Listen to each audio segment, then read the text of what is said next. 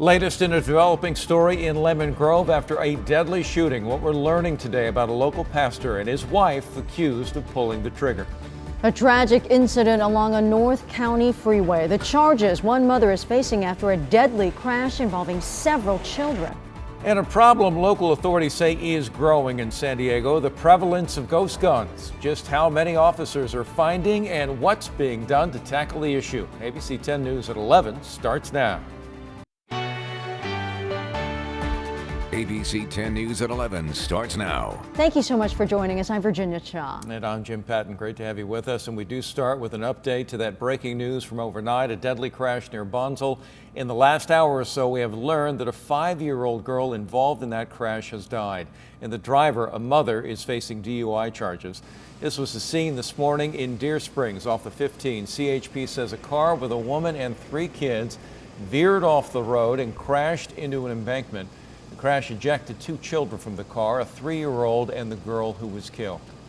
A 1-year-old was also in that car but was secured by a car seat. And we are told the 2 surviving children did suffer critical injuries. They are being treated right now. The CHP says they suspect alcohol was a factor. But we are learning more about the pastor who was killed at his home in Lemon Grove. Police have arrested his wife in connection with his death. ABC 10 News reporter Marie Cornell is live at the Reformed Presbyterian Church. Marie, I know you spoke with a member of the church community. They must be devastated.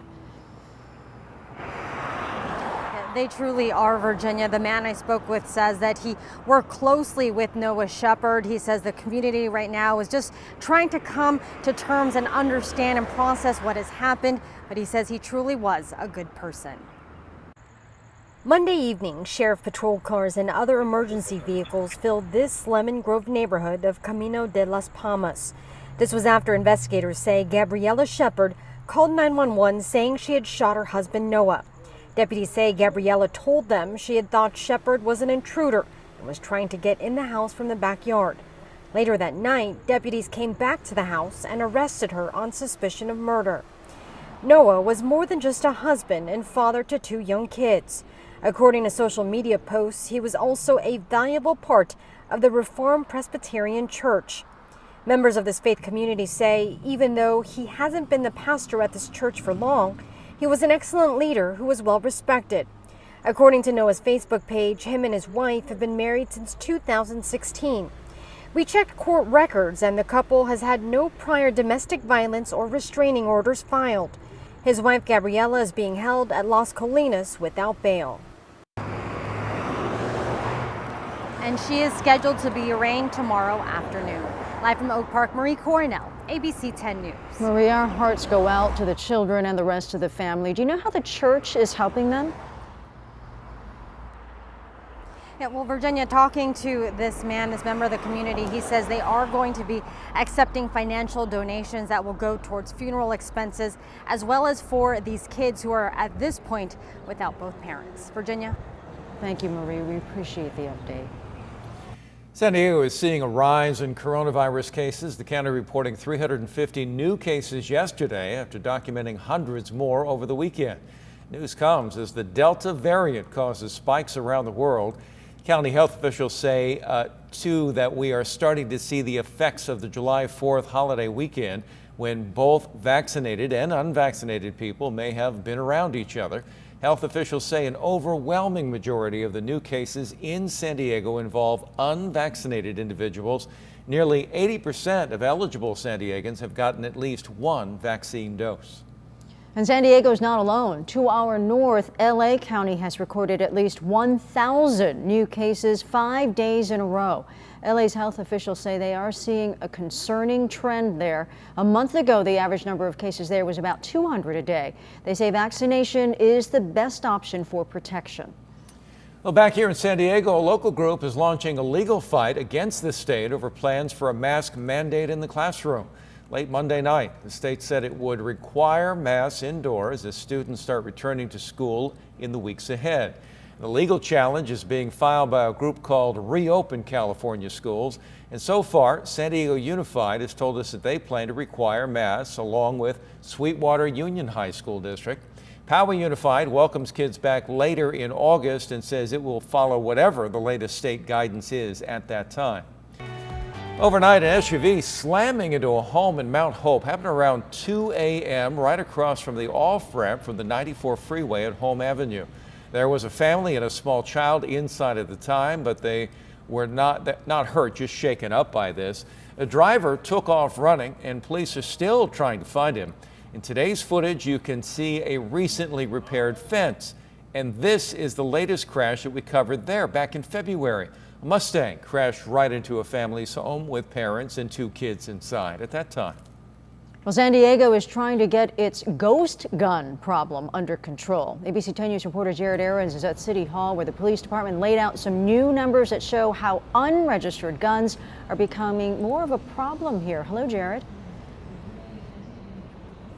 Hi, Virginia. Pretty startling how common they are now. A ghost gun is a homemade gun that doesn't have a serial number and isn't registered with the state or federal government. And right now, San Diego Police Chief David Nislight says that about 1 out of every 5 guns his officers seize are ghost guns. In fact, here are the new numbers just released this morning that show how bad this problem is. You can see in 2018, they seized 53 ghost guns total.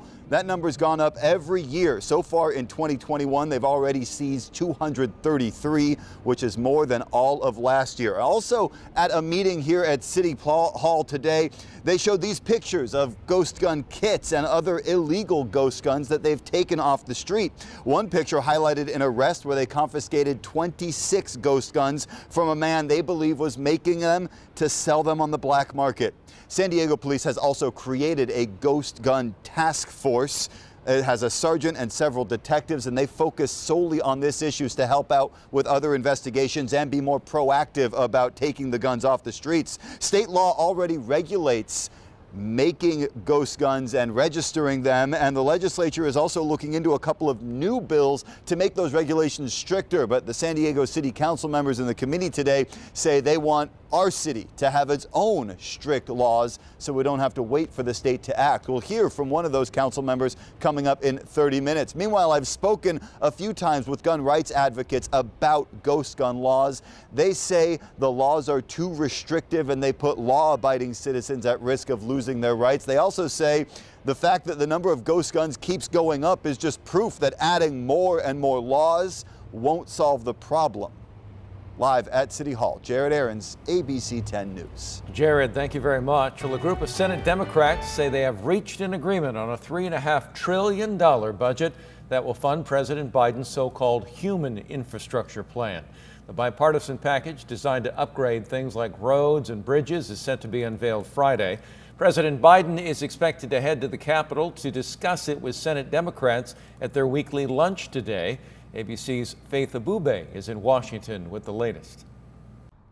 Democrats on the Senate Budget Committee announcing late Tuesday they've reached an agreement on a massive $3.5 trillion plan to, among other things, address climate change, expand Medicare, and help struggling families for the next decade. Every major program that President Biden has asked for is funded in a robust way. The Democrats acknowledging there's still a long road ahead. The plan is to pass the multi-trillion-dollar spending agreement in the Senate using a budgetary tool called reconciliation that requires only 50 votes. It is transformational, and frankly, it is exciting. But it's unclear whether the plan has the full backing of moderate and progressive Democrats.